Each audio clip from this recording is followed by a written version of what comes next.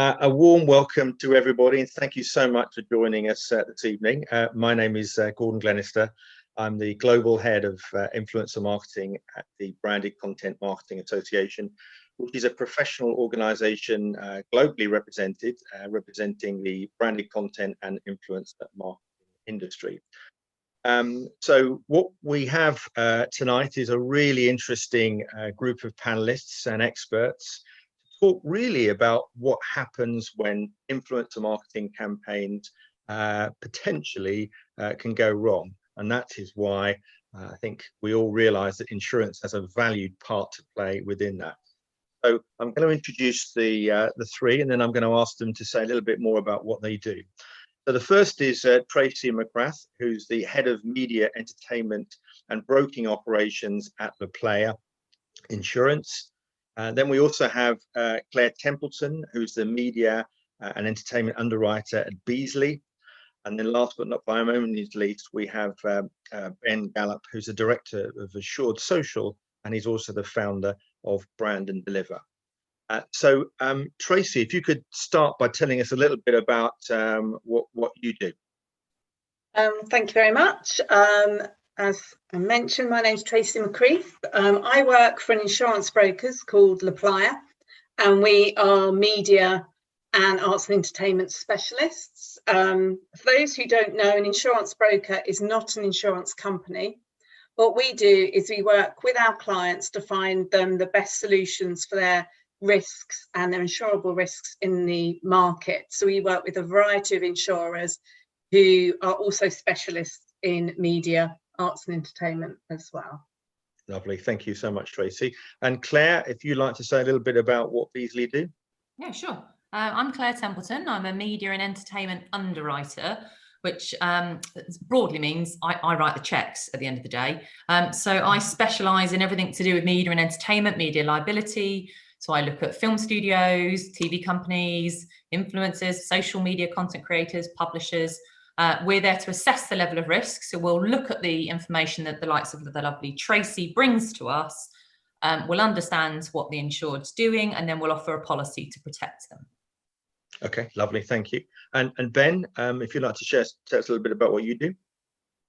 Yeah, so I founded and have been running Brand and Deliver for 18 years now. We're a full service marketing agency, advertising, everything you can name under the sun. And I'm also director of Tailorify, which is a influencer marketing business.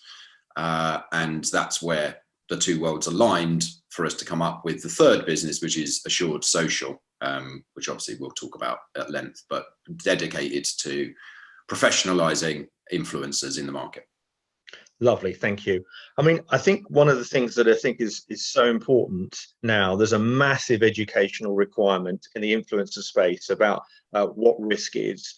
And it's not just about ad disclosures. It can of course involve reputational damage, investigations by the ASA, data breaches, and indeed if some of the influencer individuals are actually starting to employ people, then there are issues obviously around that.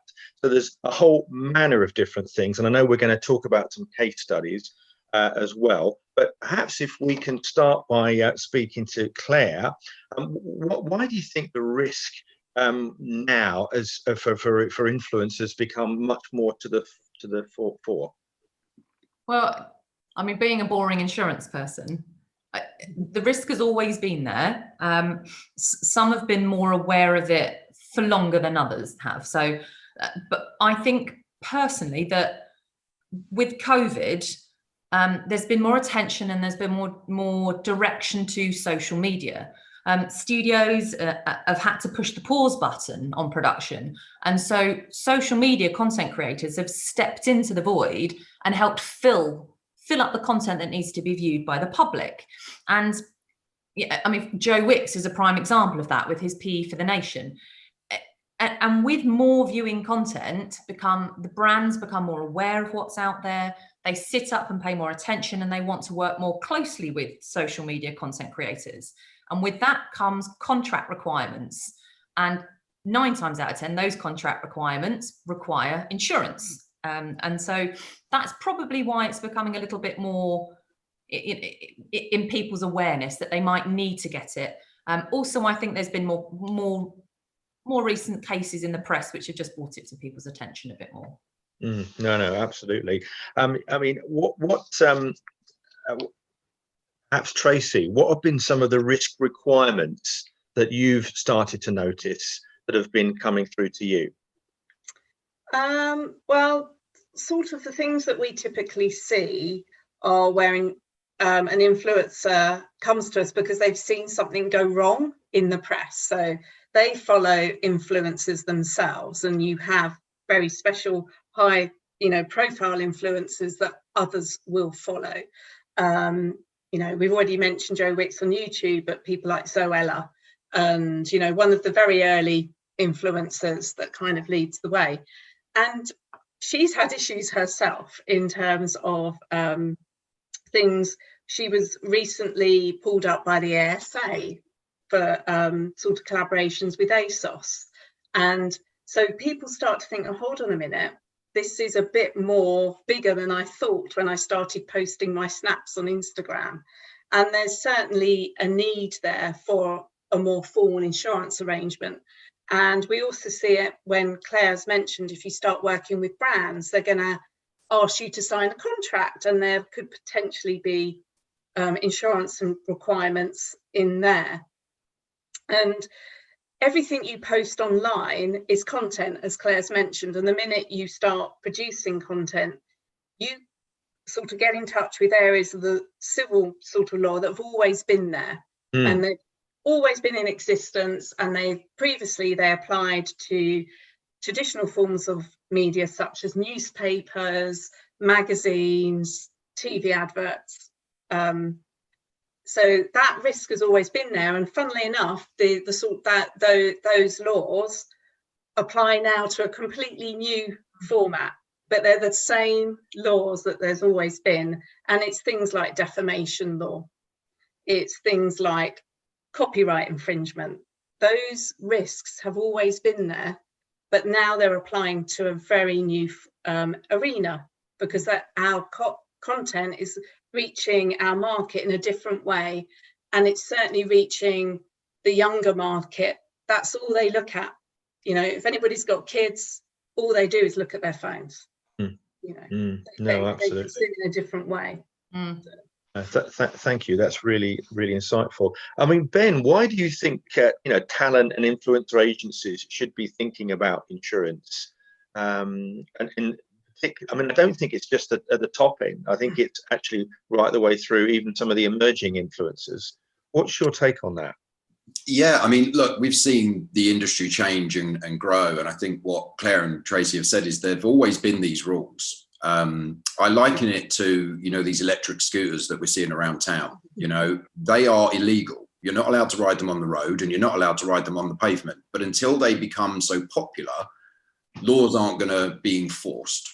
But what's happening now is social media is so powerful, and the power of an influencer, especially as mentioned in the times of COVID, where it's become the #1 channel for promoting brands, promoting products, getting opinions across. The eyes are on it much more significantly.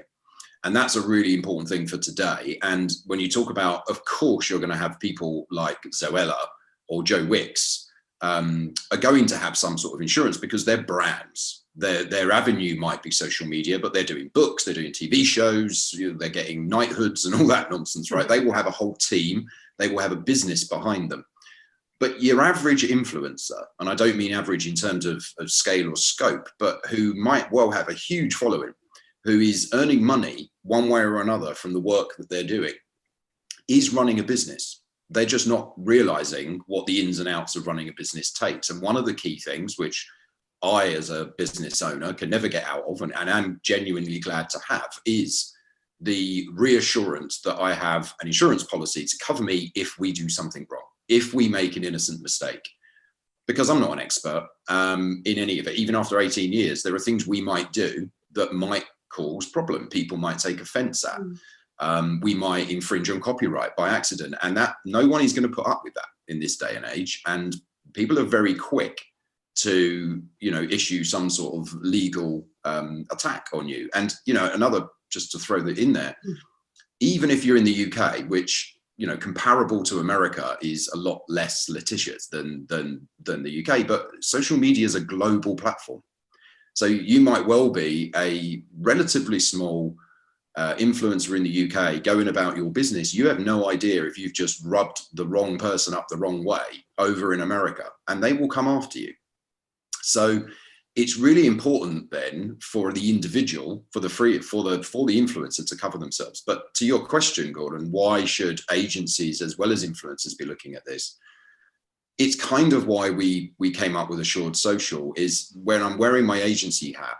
And this was a few years ago. I'll tell you a quick story. I went to LG and I convinced them of certainly a few years ago, the numbers were ludicrous, right? You know, a decent influencer would bring 50, 60x value compared to what you would get from a TV ad when you look at the cost of the influencer versus the engagement you get. And it was mind blowing. It was almost like it couldn't be true. And LG fell over themselves. They wanted to do something, but they handed me a 1-inch thick contract that they wanted every influencer to sign. I said, they're not going to do this. And they said, well, look, this is an endorsement, the same as we would endorse Usain Bolt. We expect this to be read, signed. We expect them to have legal representation. They didn't. The point is, they didn't understand the world of influencers, right? The biggest brands with the biggest money are the slowest ones to adapt to new trends. So what would be really important is that influencers need to be professional. They need to appear professional. Agencies should only be putting forward influencers to their clients who they know are trustworthy. And one of the ways you can tell that story immediately without having to know them is that they have the necessary business structure in place. And one of those key things is to say they understand the risks, they understand the threat, and they have covered themselves from an insurance perspective. And that will give a huge boost to those clients to feel that they're working with professional people. Yeah, I think it's a really good point. I mean, the other thing I was just going to add to that is, of course, what happens when a follower says something that's out of kilter, out of line from an influencer. That, of course, can be damaging to a brand, even though that the influencer hasn't done it. But, you know, there are issues still potentially around that, aren't there? Absolutely. And I think as Tracy touched on, you know, copyright infringement is probably the biggest white elephant in the room in social media, right? I mean, I'm a social media junkie like the next person. I have to for work, and I've got young children, so they're on it all the time. People are constantly using film clips, TV clips, music, other people's art, other people's work, just to comment, just to make jokes, just to create memes, whatever it is they're using it for. But the minute, I mean, first of all, that is still not legal, first, right? But you're not making money out of it. But if you are someone who is making revenue out of utilizing other people's work, you need to understand the issues there. And I mean, I'll tell you, an honest story. We used on a blog post once, we found an image on Google, just searched, I think it was roses because it was for Valentine's Day.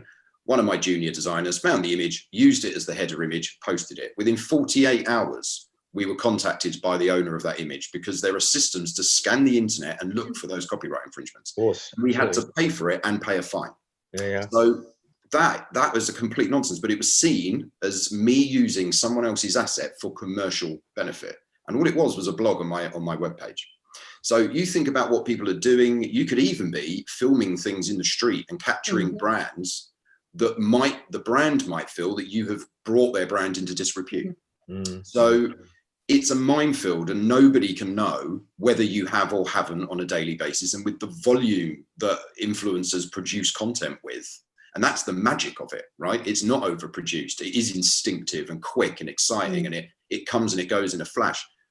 There is no way of maintaining the format without restricting the influencer. So what the insurance does is it gives you the safety net. It says if you make an innocent mistake and someone's angry about it and not something that you can fix or talk your way out of, you're not going to lose your house trying to defend your actions. And that's probably the shortest way to look at it. Yeah. Sometimes you can fix it as well. Sometimes you can do that quick fix and you can talk your way out of it. But sometimes even a small change can really cost quite a lot of money. And if you're, you know, an influencer who hasn't got, whacks of money behind you to make these nuisance claims go away, the insurance gives you that nice security blanket that, okay, I have made a mistake and it's really, I really didn't intend it, but now I need to make it go away and I want to carry on with my business. I want to keep going because I am a brand, I am my own business. And so insurance can give you that security net that, there's, experienced people out there that you can say, don't worry, we'll deal with this. You carry on doing what you do. We'll do what we do. I mean, sorry, did you want to say something? Sorry, Gordon, I was just going to say, yeah, it sounds like a terrible sales pitch, but it's the perfect time to mention that what we have tried to do with Assured Social and the package that we're offering, one of those elements, we're not just covering a worst case situation. Somebody sues you, here's the money for legal. There's actually lots of different facets which we can discuss and go through, but one of them is to cover the cost of rectifying a mistake. Now imagine you've been paid a significant amount of money by a brand to shoot a very specific thing, and for whatever reason you can't now use it. You've now got to find the money to go and recreate that. Well, the insurance can cover those costs. Obviously there are limits in terms and conditions, but the principle is, imagine you had to hire a car for the sake of what you were doing, and that car cost lots of money to hire for the day, and you now can't use that footage because there was some infringement, because there was some complaint. Within the policy that we're offering, we've really tried to think, what are the things that an influencer might run into?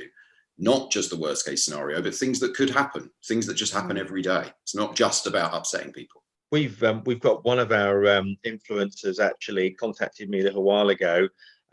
So they've done a number of designs and poems and various things that they have created, and they've suddenly found those appeared on merch, on Amazon and all sorts of things, and it's really inflamed her. But of course, sometimes these influencers don't necessarily have all of the resources to take on bigger players, and it just really bugs me, to be honest, as though that there should be an easier way to address that.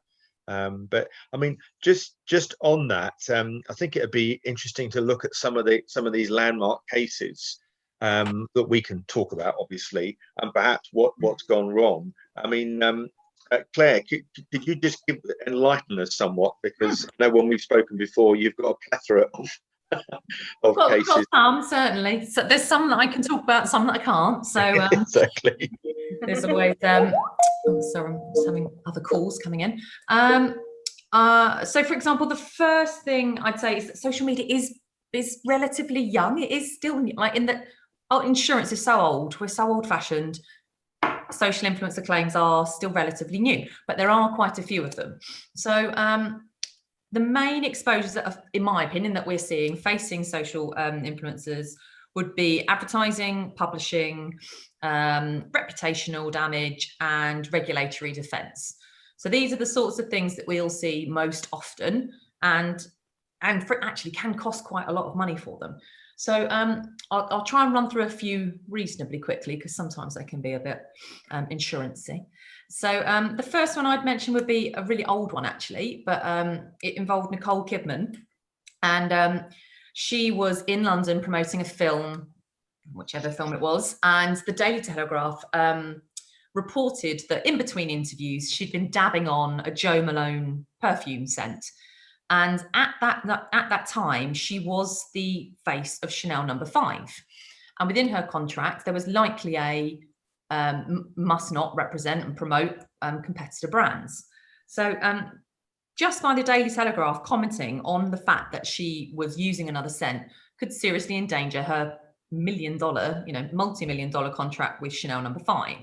She was pretty upset about this and very angry about this, and she indeed sued the Daily Telegraph, and she was successful, in fact. But it's a prime example of something that could be innocently presented could put you in a breach of contract situation with a brand that you're working with. So she hadn't even presented that fact herself. Someone else had presented it. So imagine if you're a content creator and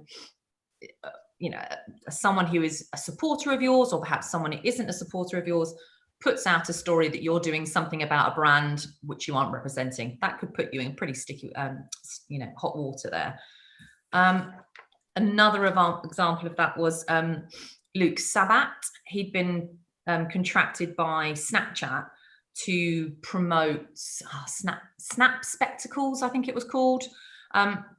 He'd been asked to do something like, I've got the details, an Insta feed post and then 3 stories, something specific. He'd been contracted and paid something like $45,000 to specifically present these key elements to social media. Broadly, he just didn't do it. He posted 1 Insta feed and 1 story, and that was it. So Snapchat sued him for fail to influence, basically, and they sued him for breach of contract, and there were legal fees involved. So it's not just a case of we want our money back. There's legal fees, there's defense, then they'll claim that there's been additional costs. So that was something that he ended up having to pay out of his own pocket, which was quite right because he didn't do the job he was supposed to do. But it's a prime example of very clear contractual requirements, and sometimes they're not your fault and you don't adhere to them and you get sued. Sometimes you do. And then in this example, Luke Sabat, if he'd had an insurance policy and he was my insured, I would have been quite upset with him. And I would have looked to have seen at the intention of whether he'd done it on purpose. And if there'd been some reason why he was unable to post it and it was innocent and there was a mistake, we would have looked to have supported him. But if he'd basically just gone, I'm on a jolly, I don't care, that's completely reckless. And so that policy wouldn't respond on that basis.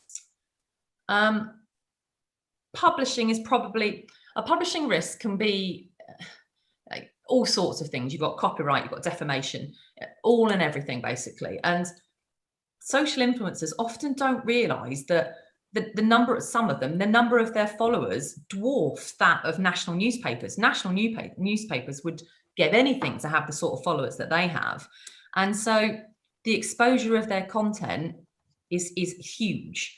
And so it can, something simple that they post could put them in a very awkward position on a claim. So defamation is probably the most obvious matter. The most famous one that I can think of is the Sally Bercow, Lord McAlpine tweet. She innocently tweeted something like, "Why is Lord McAlpine trending?" Innocent face, following a Newsnight documentary about a well-known politician involved with paedophilia, basically. It was a very, very foolish thing to tweet. And it was found by the judge that her post was highly defamatory, quite right to, and she was ordered to pay settlement costs, legal fees, and she made her payment to a charity as well.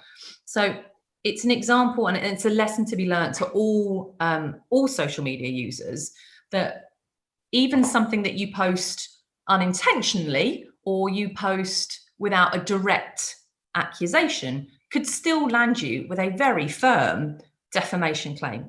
And that's something that, you know, your insurance policy would protect you for in the event that you made that error.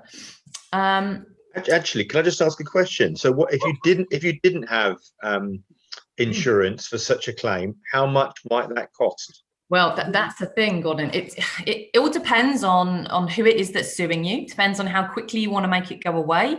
I mean, a good lawyer's can cost you, you know, up to $500. Well, if I'm doing dollars, you know, $500 to $750 an hour. So it depends on who it is. But I mean, her settlement, the legal costs will nearly always be significantly more than your settlement. Your settlement may only be £10,000. And I say may only, but in fact, that's a significant amount of money.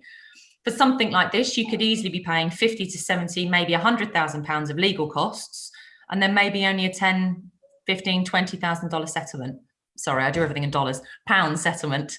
So it's quite hefty, even for just a small mistake.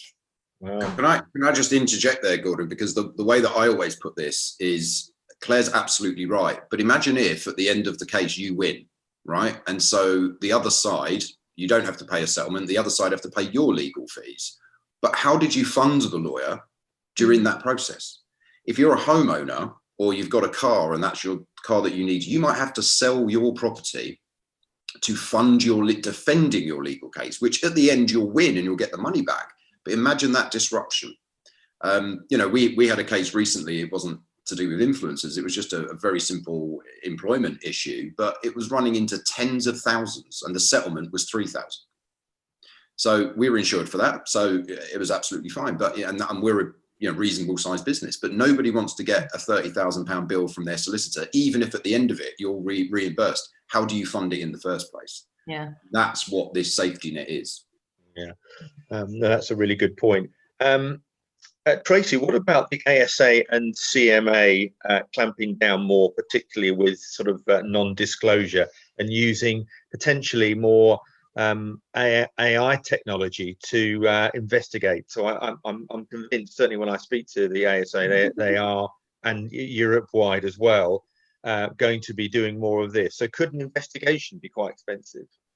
Well, I think it's firstly worth remembering that last year, I think in 2019, 1 in 4 complaints to the ASA were about influencer-sponsored content. And I think that what that reflects is the increased use of influencers. They are now a major tool for all marketing company and all brands. They've really pushed their way up. But firstly, with regards to the ASA, it is a formal process. So when a complaint is made to them, they have to decide whether they want going to resolve it formally or informally. And when they take it to the formal stage, they actually conduct a proper full investigation, and they will ask the influencer for a formal response, including evidence in respect to the post. So in a nutshell, yes, it's going to cost you a bit of money to respond to that kind of investigation, particularly where you need to gather evidence, and if you feel that there's a case to answer for. And the ASA will then assess all of that evidence and then decide on whether they uphold the complaint and what action you need to take in that respect. And we've certainly seen more and more influencers having their knuckles wrapped in this respect because they haven't identified sponsored posts or sponsored content in any way. I've already mentioned Zoella, but I think the ITV Love Island that year's incumbent frequently seem to get their knuckles wrapped. Rita Ora's had her knuckles wrapped. The list goes on, as well as I think we had Mrs. Hinch was involved in that sort of investigation as well. So what I would say is that the sort of policy that I would look for my clients, and I know that Claire offers, would have investigation costs included for that sort of, if that was brought against you.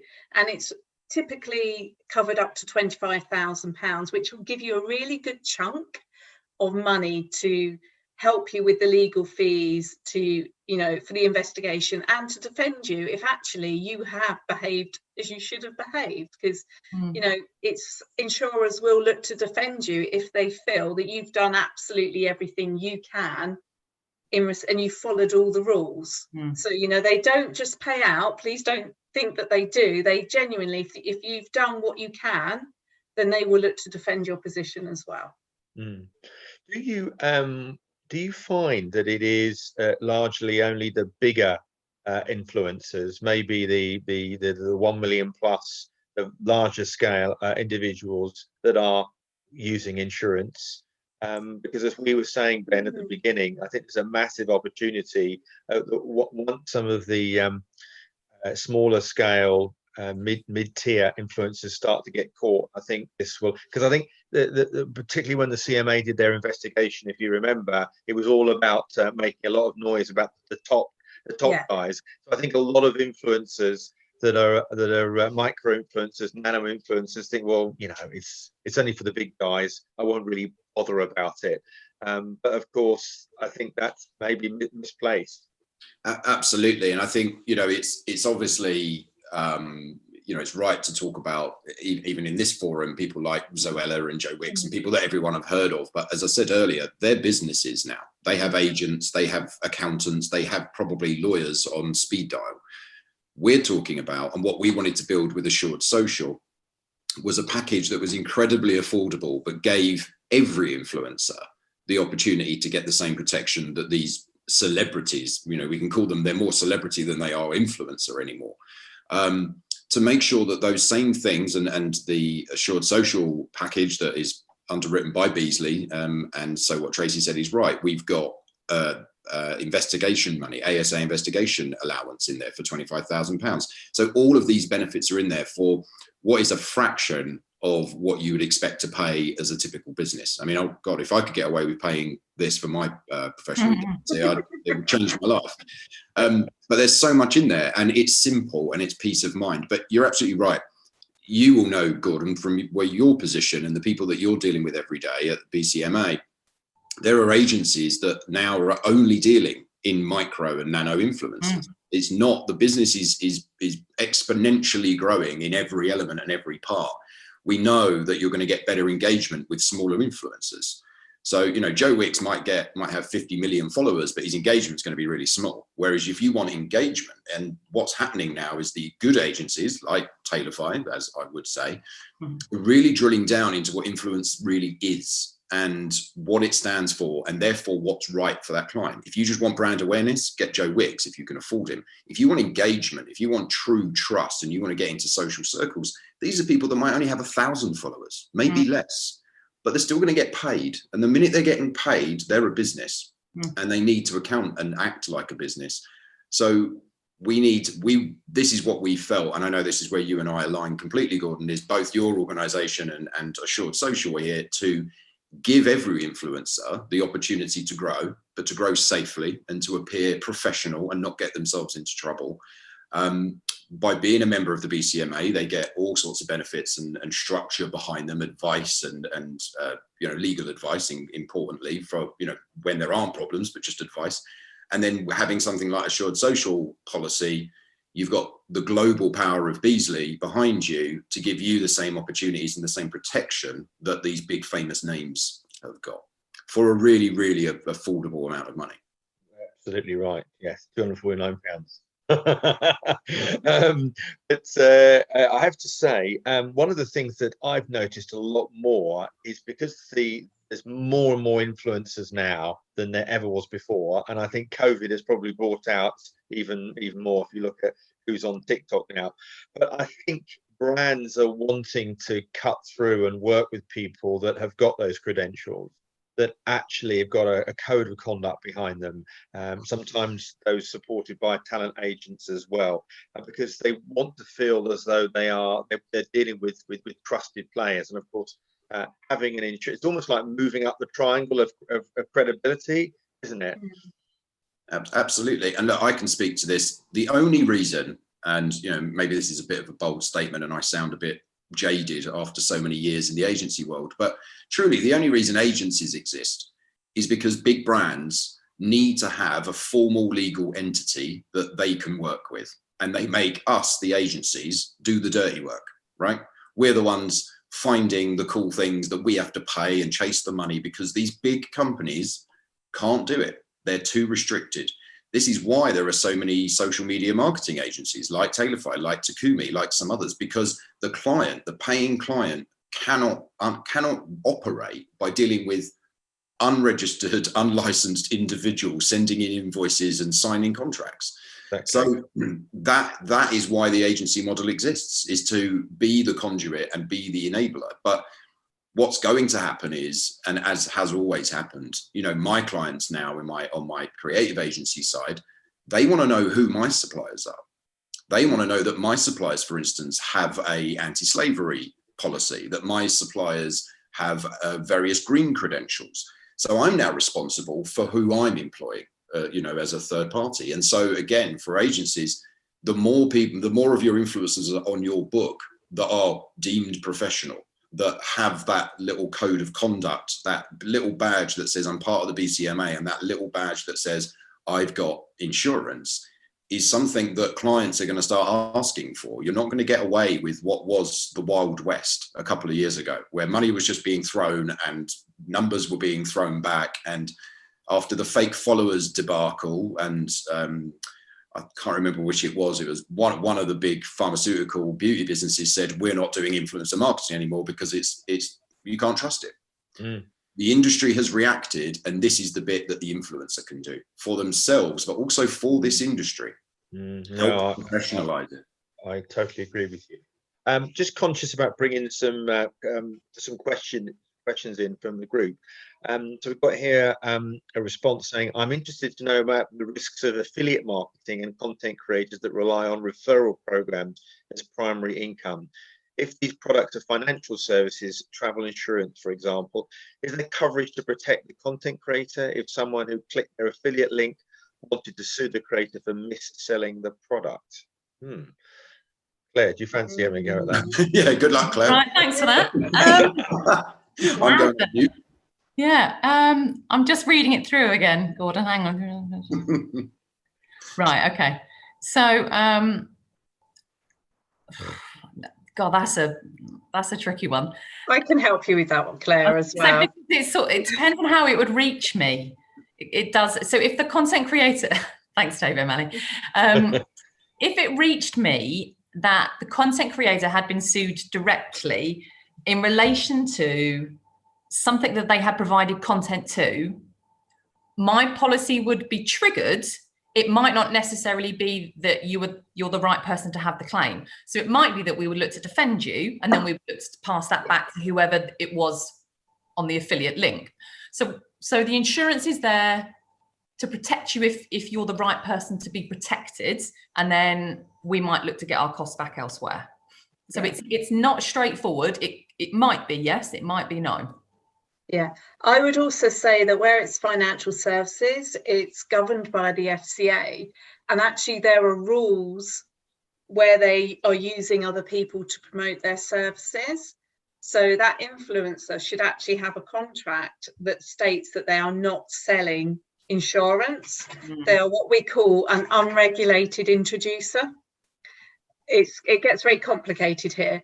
But there are certainly rules, because the FCA wouldn't consider that influencer to be an insurer or an insurance broker, because the minute you become that, and believe me, you don't, because it's very complicated and it's so regulated, as Ben knows, it's a really tricky area to be in, that actually they would probably look more towards the provider of the product, because that would be where the mis-selling happened, rather than by the promoter of that product, because it's a regulated industry. There are, and I'm talking reams and reams of rules and regulations that the seller of that product must abide by, and they will need to have a very specific relationship with that creator.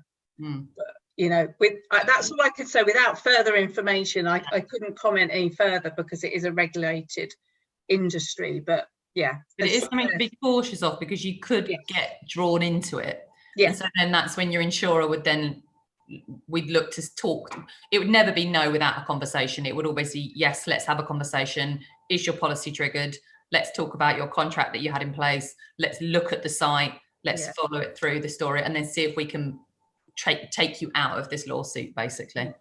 Guys, what happens when an influencer is effectively endorsing a product that ends up not to be as described? I mean, I would always think that a really good content creator has sampled a product, had a look at it, felt good about it, but there are, of course, others that don't do that and quite happy to endorse something, and then suddenly, and perhaps even using language that they're not comfortable with, and then some of their followers say, actually, this is a rubbish product. They could get actually a lot of bad PR that ensues. Yeah, you've got sort of two issues there, Gordon. So first of all, if you've got an influencer, I don't know, so let's say a beauty influencer follows the product exactly as described on the box, does some fantastic piece to camera, literally follows it, reads out what there is, does what it says, and then their followers do it as well. If there's some product with the labeling and that influencer is then sued for, I can't quite see what they'd get, but if somehow they were drawn into a suit as a result of the information they gave, but they followed the advice, I would fully expect to protect that influencer, because that's the point. We're there to protect what they're doing. They have followed the advice as printed on this particular product. What we would look to do then is try to recoup costs again back from the brand, and we try to put it to the brand. But the intent would be to pick up the cover, to defend the influencer. You touched also on reputation there as well. So if they did something or said something, it may be they followed the advice given by the brand, or it may be they just said something and they shouldn't have said. If that could damage their reputation, something the Assured Social policy offers, and we do as well, as we're backed, it is a PR, emergency PR costs sublimited again, but it's backed by a global PR emergency correction company. So in the event they do something, or they're worried that what they've said or did affected their brand and their reputation, there's a 24-hour telephone number that they can phone and say, what do I do now, and how can you help me? So that's a bit more peace of mind coverage for you. No, absolutely. Just a reminder, please do send some questions in now for our panel, because I'm sure that there's various things that you'd like to answer, and it's great to have all these individuals with us. I mean, what other types of thing, Tracy, you come up against in some of the claims that we haven't already discussed? Well, it's a lot of the claims actually arise from genuine mistakes. So it's just where people, you know what, we live life at 1,000,000 miles an hour, don't we? And I think everyone's like that. And I think when I was sort of reviewing lots of the claims that we have, it's often genuine mistakes, because we're human beings, and thank God, because otherwise I wouldn't be able to sell you insurance for your mistakes. But an example that I would give is Little Mix had a perfume. And they were told by their PR company, right, you need to promote this perfume. Here's an image. If you see it on the side of a taxi, take a picture, you know, it's on your Insta. But when they did that, they actually included all the instructions from the marketing company on the post that they were to do that. So it then came across as really, oh, that's not a coincidence, is it? So it's things like that that are genuine mistakes that, because we're human beings, we need that, but it's issues like that, or accidentally breaching somebody's privacy. You thought you had permission, but actually you didn't. And we're seeing this on the production side. You always have to get like a triple opt-in in terms of being given your permission, because people can then turn around and say, well, I changed my mind, I didn't want to be featured in that at all. And it's those kinds of issues that we tend to see pop up, really. What about when an employee of an influencer or a colleague has done a post or something, again unwittingly, and that has caused a concern? You know, what's the view about that, Claire? If it's an employee of the insured? No, it's the employee of the influencer. So it's part of the team, and it's somebody that's been on their social media, and they've accidentally done something. The influencer might not have done that, but the employee, one of the team, has unwittingly done something. Yeah, to be honest, Gordon, that's broadly what always happens. It's nearly always someone who didn't realise what they were doing. So yes, provided that at the point of, you know, the purchase of the insurance being purchased, we were aware that they had a team and they had somebody else who was capable of putting content out there on their behalf, that's covered. So broadly, I usually put in the business description something like posts and content created by X or on their behalf. So if they have got a team of people that do that and the claim comes against them, then they're still covered for that. Okay, yeah. And what about, I mean, obviously a lot more influencers are now, they've got their own product lines, haven't they? They've started great, exciting things there. And we've seen a real growth in that their own, whether they be clothing or books or whatever. What's the view with ensuring their own product ranges? Interesting. No problem doing that if we know about it.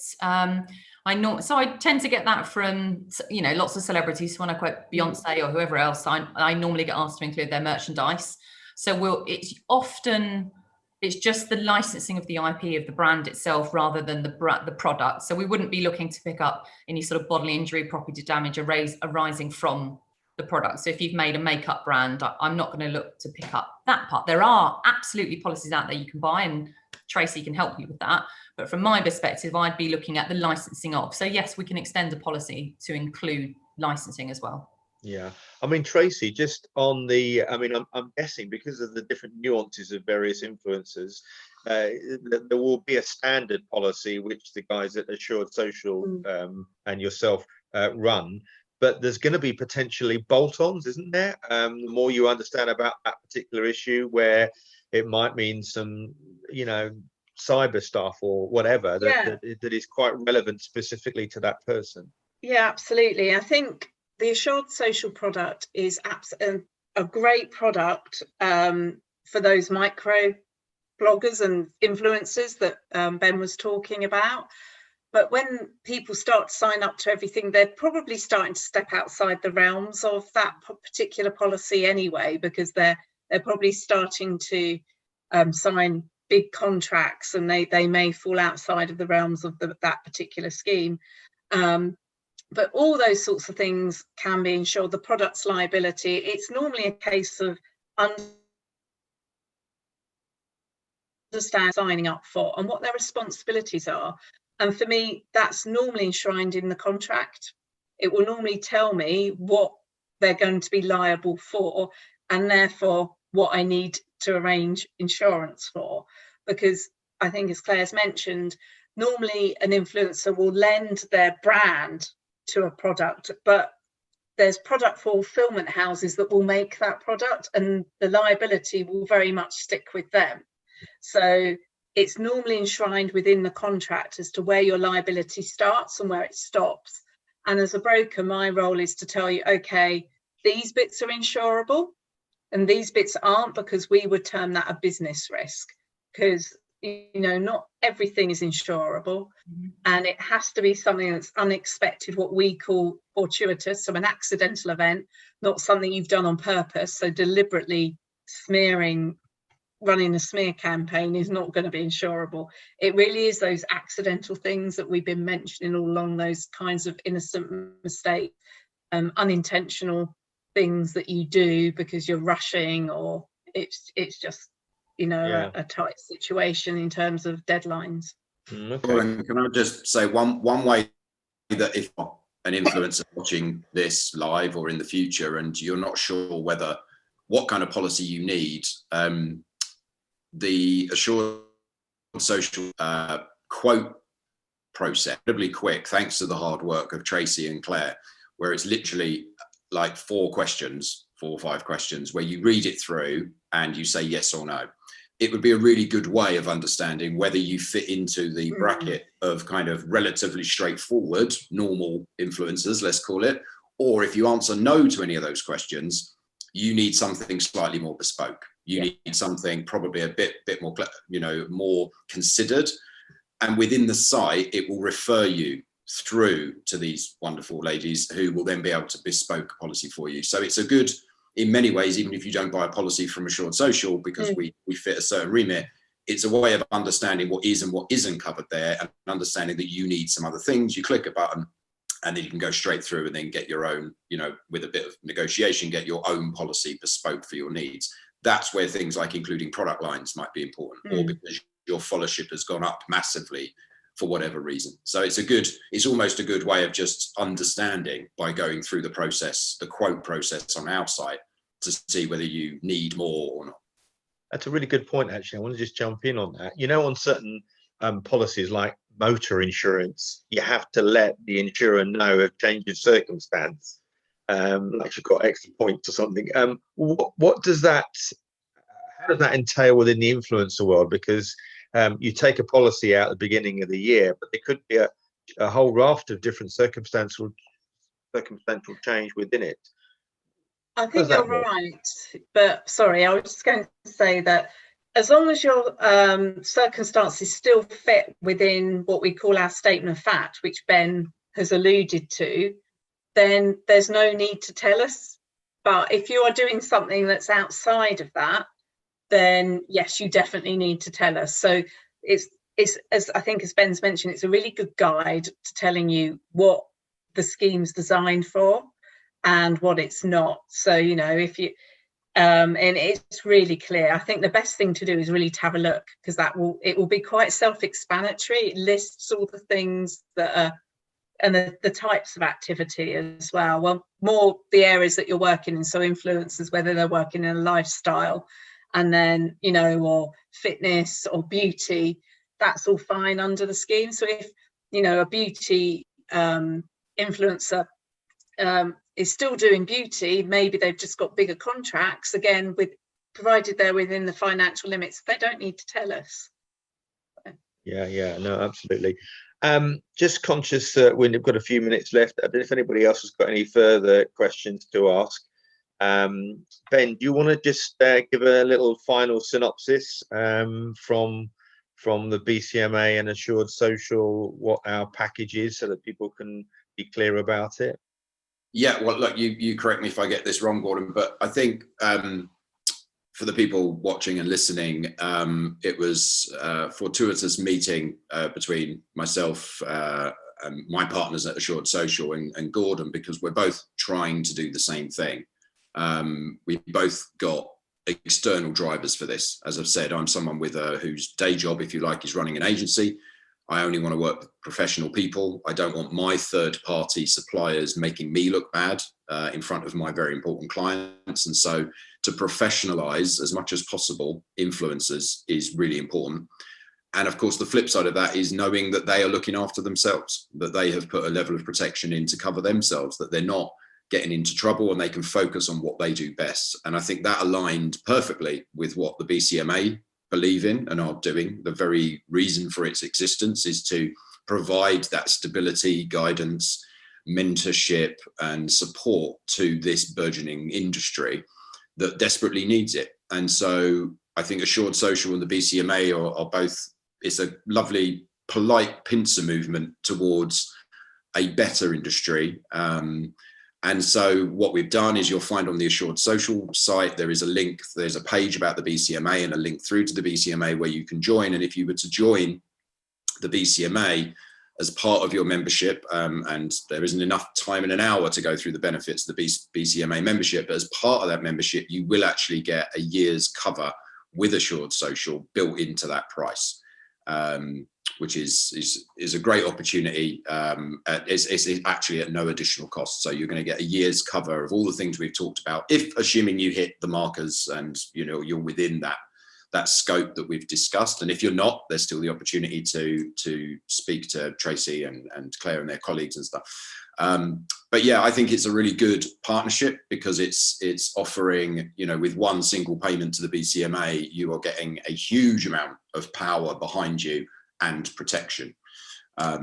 So you can either go to the BCMA live direct or you can go via assuredsocial.com to get there. But yeah, I think it's the perfect package. Yeah. Oh, a job that I could have done.